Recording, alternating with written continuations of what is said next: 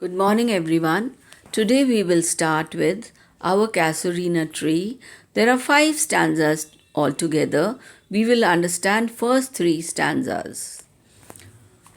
Our Casuarina Tree is a poem published by Toru Dutt in 1881.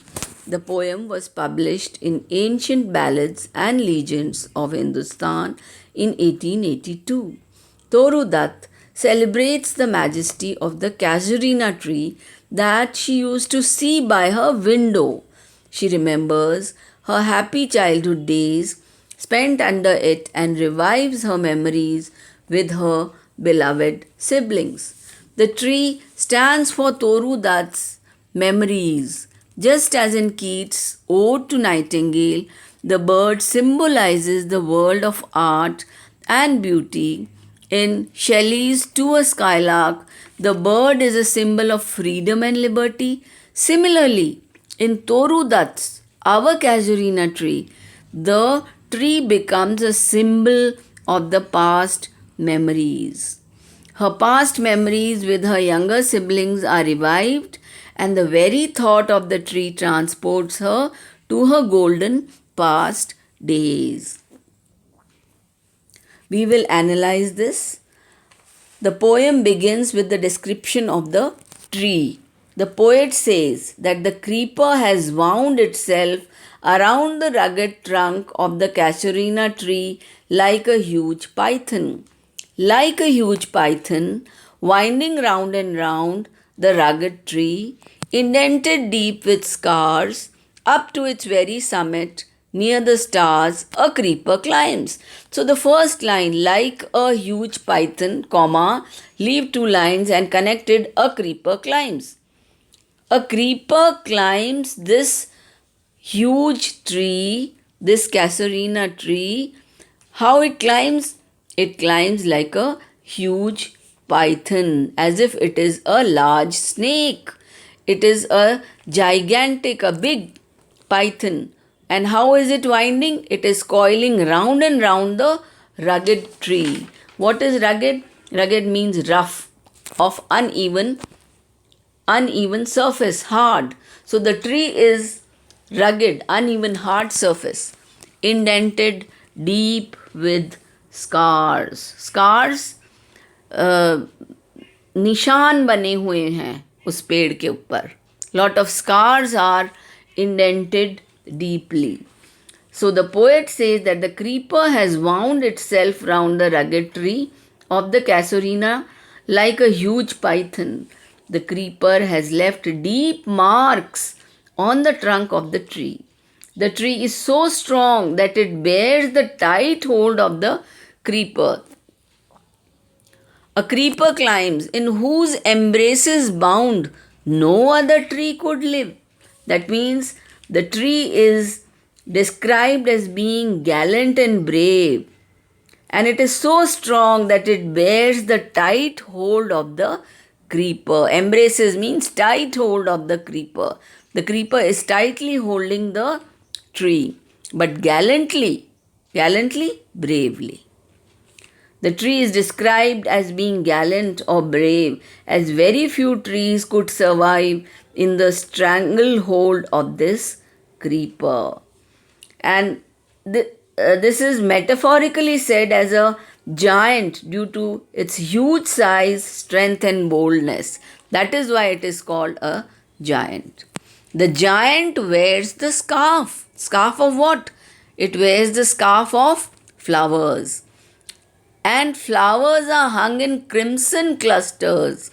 So the image of the giant tree wearing a scarf of crimson flowers, clusters of flowers, all the boughs among, whereon all day are gathered bird and bee. And what happens? The whole day on this tree are gathered birds and bees.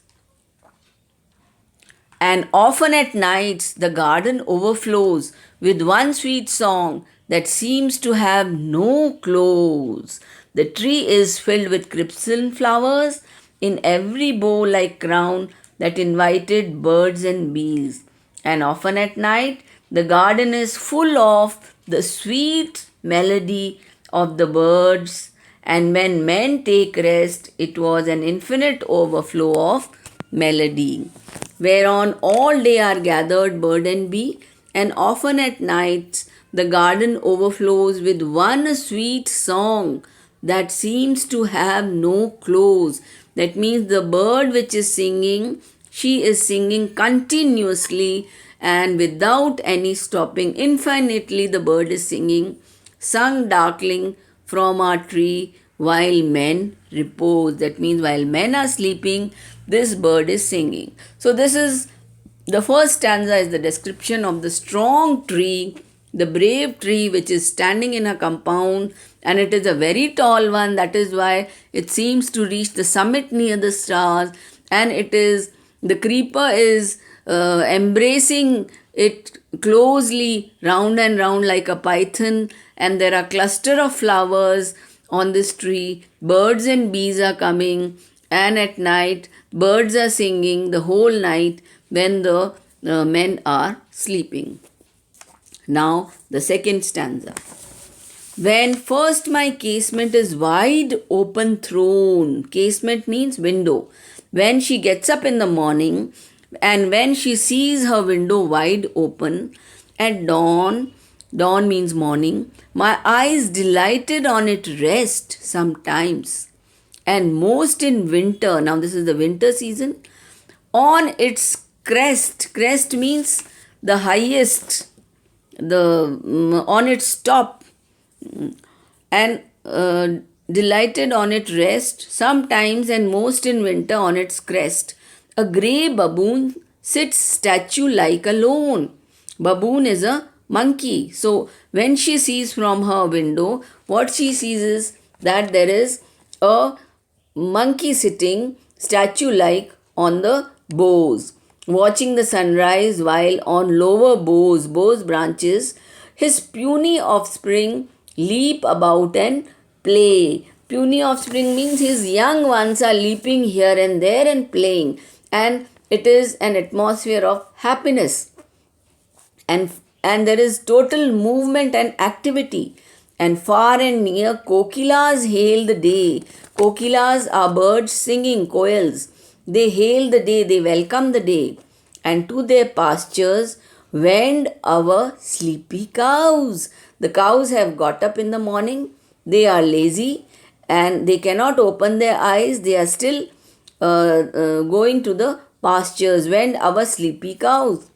And in the shadow, on the broad tank cast, by that hoar tree. Hoar tree means white tree. It is white in color because of the winter the snow must have fallen down on the tree, and so it is white in color.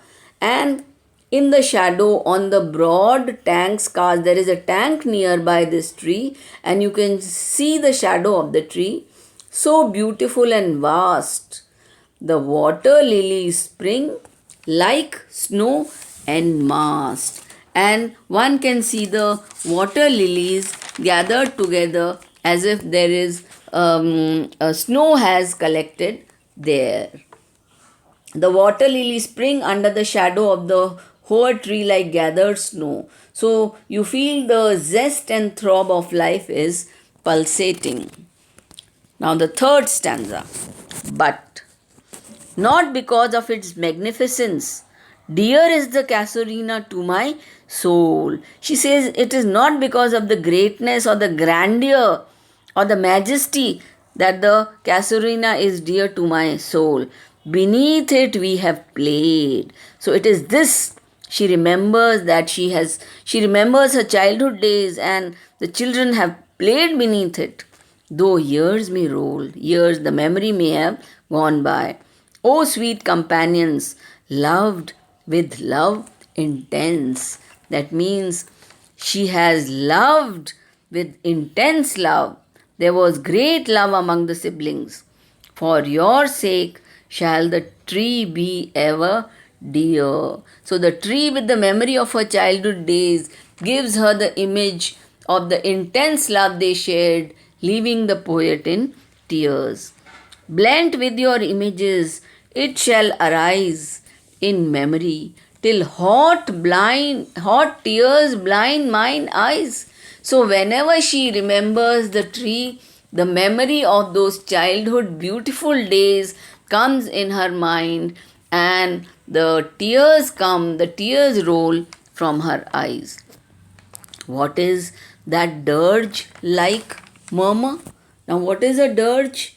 Dirge is a moaning song. It's a crying voice. So, when somebody dies, what is that dirge like murmur? Murmur is the sound that I hear. So she says, from where am I hearing this moaning sound of somebody dying? Like the sea breaking on a shingle beach. And she compares this moaning sound like the sea breaking on a beach full of pebbles. She imagines that the tree shares her loss, which she hears as a dirge like murmur, remembering the waves breaking on a pebble beach. So, two things are compared. The murmur, the sad sound of the murmur of the tree, is compared to the waves breaking on a pebbled beach. It is the tree's lament. That means it is the lamentation, the sad sound of the tree. An eerie speech. Eerie is a weird speech. Ajeeb si awaj. That happily to the unknown land may reach. So this voice of the tree has reached to an unknown land where her siblings, her brother and sister must have gone. She imagines that the murmur is just like the noise of the sea that strikes against the beach covered with pebbles. The sad murmur of the lamenting tree is very strange and may reach the land of the dead where the departed souls of her brother and sister have gone.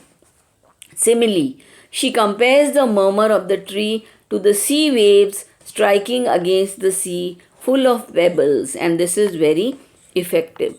Tree's lament is again a personification as if the tree is a human being, and eerie speech means the voice is like a weird speech. Hot tears is again imagery. So this stanza, third stanza, is a really live stanza with lot of similes and personifications. Thank you.